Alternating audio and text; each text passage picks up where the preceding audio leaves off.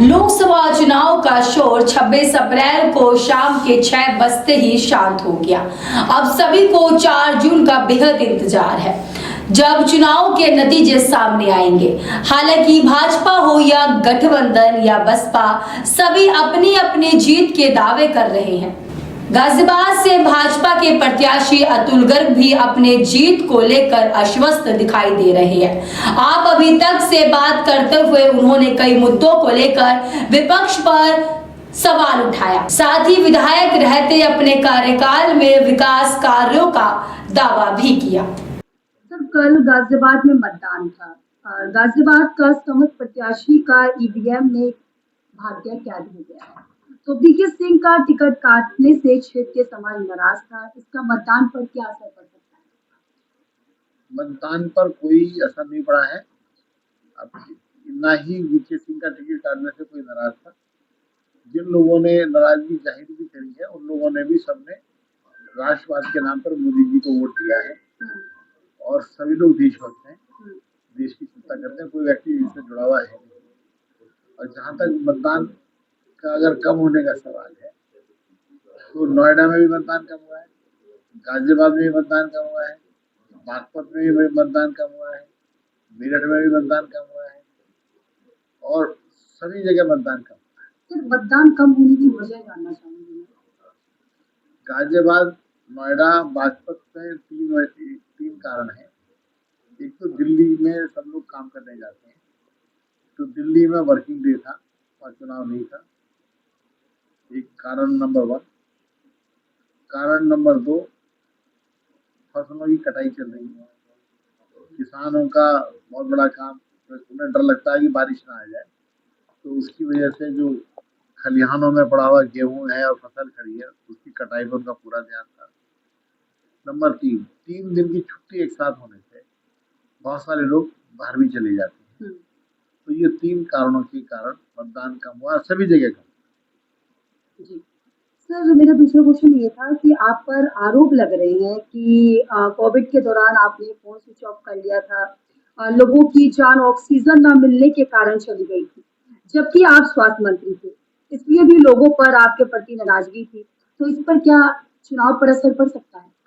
नाराजगी केवल एक ही जने को थी, कैंडिडेट को जो चुनाव लड़ रहे थे। आप किसी को नाराजगी होती? किसको? विपक्ष को? किसी मतलब जो कैंडिडेट चुनाव लड़ रहे थे, उसके अलावा किसी को नाराजगी नहीं। जिनको भी नाराजगी थी, ये आरोप कैंडिडेट ने लगाए। क्या कारण है कि कोविड में उन्होंने कोई आंदोलन किया क्या, या खुद कोई सर्विस की जनता की, या कोई शिकायत चुनाव से पहले की क्या, जबकि वो चुनाव लड़ चुकी हैं। कई पहले भी 2 बार मेयर का चुनाव भी लड़े, तब भी उन्होंने कोई आरोप नहीं लगाया। तो वो एक चुनाव लड़ने के बाद ही उन्हें पता पड़ा कि मैंने स्विच ऑफ कर दिया है। और 2021 में कोविड खत्म हो गया, 2022 में मैंने चुनाव लड़ा। तो पहले मैं 70,000 वोटों से चुनाव जीता था और बाद में मैं 1,08,000 वोटों से चुनाव जीता। और कभी भी कोई शिकायत होती है तो एप्रोप्रिएट टाइम पे की जानी चाहिए। 2021 से लेकर के 2024 तक उन्होंने कोई शिकायत, कोई प्रेस कॉन्फ्रेंस, कोई आंदोलन, कोई अपना विरोध करा। और मैं खुद उनसे पूछता हूँ कि हमारे कार्यकर्ता, भाजपा के लोग, आरएसएस के लोग पूरी सेवा में लगे रहे। वो बहन जी ये बताएं कि उन्होंने कोविड काल में किसको सहयोग करा? वो तो दावा कर रही है कि मैंने कि जितना स्वास्थ्य मंत्री ने कुछ नहीं किया, उतना मैंने लोगों के साथ जा करके उनकी समस्याओं का समाधान किया। ओ माय गॉड, उनसे पूछिए कि क्या क्या समस्याओं का समाधान करा। घर बैठ के किया हो? हाँ, ये हो सकता है पूजा पाठ कर दिया हो घर बैठ। लोगों के पास गई, अस्पताल में गई। बताए तो एक आध फोटो दिखाएं, वो तो फोटो मास्टर है, दिखाएं एक आध फोटो कि मैं कहाँ गई। ठीक है, अच्छा वो गई थी तो उन्हें फल मिल जाएगा ना, उसमें झगड़ा गया है। 24 अब तो वोट पड़ गया, 4 जून को उन्हें कितना आशीर्वाद मिलेगा वो आपको पता पड़ेगा। अच्छा सर, तीसरा क्वेश्चन मेरा ये था कि लाइन पार क्षेत्र विकास के जो दावे किए जाते हैं उनसे वह अछूत है। विधायक रहते हुए आपने कितने विकास कार्य लाइन पार क्षेत्र में किए हैं? अब मैं क्या गिनती तो बता ही नहीं सकती। वहां पर पानी की 8-10 टंकियां बन चुकी, वहां पर लगभग सारी सड़कें पक्की बन गई, एक भी सड़क पक्की नहीं। वहां पर सीवर लाइन एक भी जगह नहीं थी, सारी सीवर लाइन पड़ चुकी है। वहां पर कोई जगह ऐसी नहीं है कि जहाँ बिजली के खंभे ना हो, बिजली की स्ट्रीट लाइट ना हो। वहां पर 25,000 से ज्यादा केवल लाइन पार क्षेत्र में नए राशन कार्ड बने हैं। वहां पर आरओबी बना है। वहां पर मेरे स्वास्थ्य मंत्री रहते हुए एक हॉस्पिटल बन चुका है। ठीक है, तो अब अच्छा एक बात समझ में नहीं आ रही, बहन जी को तो गुस्सा आ रहा है कि मैंने कुछ नहीं करा, और जनता मुझे वहां वोट दे रही है, तो मैं क्या सफाई दूं और किसको दूं? सफाई जनता मांगे उसे तो दूं मैं, जो इसमें जिनके गाली गलौज जिनकी भाषा में है, जिनके पारिवारिक संस्कार, जो जिनका परिवार भी इनके साथ नहीं, ठीक है, ऐसी उस महिला को मैं क्या जवाब दूं और क्या कहूँ, मेरे को समझ नहीं आता। अच्छा, विपक्ष का कहना है कि बीजेपी वाले विकास के नाम पर लोगों को झुंझुना दिखाते हैं। अब मैं क्या बताऊं? ऐसा गठबंधन की प्रत्याशी का भी कहना है। प्रत्याशी कह रही है, जो भी कुछ कह रही है, विपक्ष भी है। विपक्षी की एक ही जना तो कह रहा है, और कौन कह रहा है? एक ही जना कह रहा है। अब मैं क्या कहूँ, मुझे जनता से पूछ लो भाई, इतना तो गिना दिया मैंने, बहन जी बताओ कितना गिनाऊं आपको? लेकिन जैसे आपने लाइन पार क्षेत्र का बताया कि आपने पानी की टंकी लगवाई है, लोगों की जो मैंने ये समस्या कहा मैंने लगवाई, मैंने ये कहा कि पानी की टंकी लगी, हम्म, लगवाने वाले तो मोदी हैं, योगी लगी, लगी। लेकिन फिर भी लोगों को वहाँ पर पानी की समस्या है, काफी समस्या देखने को मिल रही आप है। बताओ कौन सी जगह समस्या, एक का नाम बताइए। मेरी गाजियाबाद विधानसभा में पानी की समस्या किसे है, अब बताने की कृपा करें। अब चुप हो गई आप, तो ये अच्छी बात है, आपको होमवर्क करके आना चाहिए। वो विपक्ष उन्होंने कहा मैडम ये पानी की समस्या है, अब बताओ मैं किसकी समस्या दूर करूं, नाम तो बताओ मेरे को। नहीं, वहाँ एरिया की सुनने में आया है कि समस्या सुनने में काफी का ज्यादा है। मतलब क्या है? मैं कह रहा हूँ नहीं है, चल बात खत्म। आप बताओ ना किससे, तो जनता के बीच में जाओ कि पानी किसे नहीं मिल रहा। अरे ये मोदी और योगी की सरकार है, इन्होंने कमिटमेंट किया है हर घर जल जल, अब तो हर घर में जल बचा रहे। वहां पर कोई क्षेत्र ऐसा नहीं है बहन जी कि जहां पर बिजली की मोटर से 10 हॉर्स पावर की मोटर लगा करके ट्यूबवेल ना बनाए गए, कोई क्षेत्र ऐसा नहीं। तो काया कल्प हुआ 10 साल के अंदर, ठीक है, अब फिर भी कोई कहे जाओ तो कहे जाओ।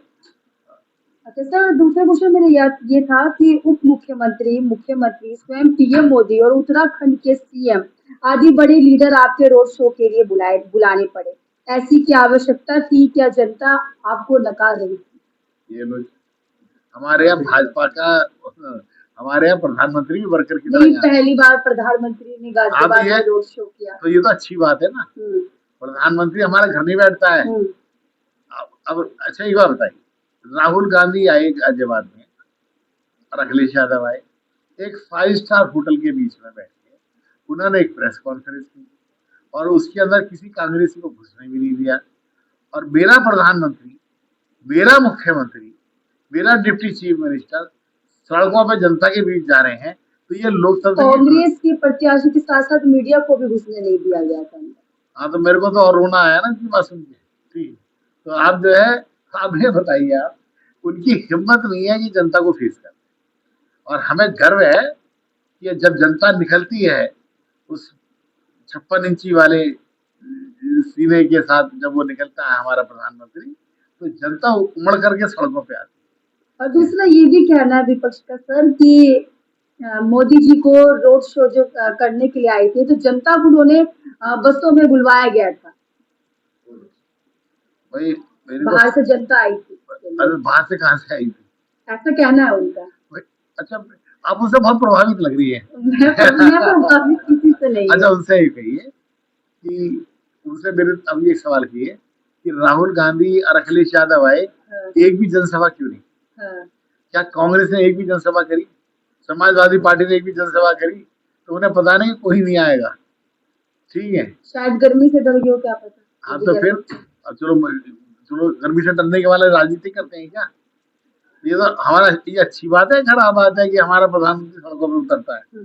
अरे वो कार्य करता है, तो जनता के बीच का आदमी, वो 24 घंटे काम करने वाला इंसान है, ठीक है, तो जनता उसके पीछे है।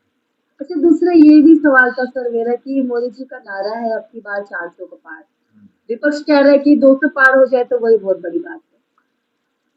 तो उनके बात का क्या जवाब दूं? अब मैं क्या जवाब दे सकता हूँ उन्हें?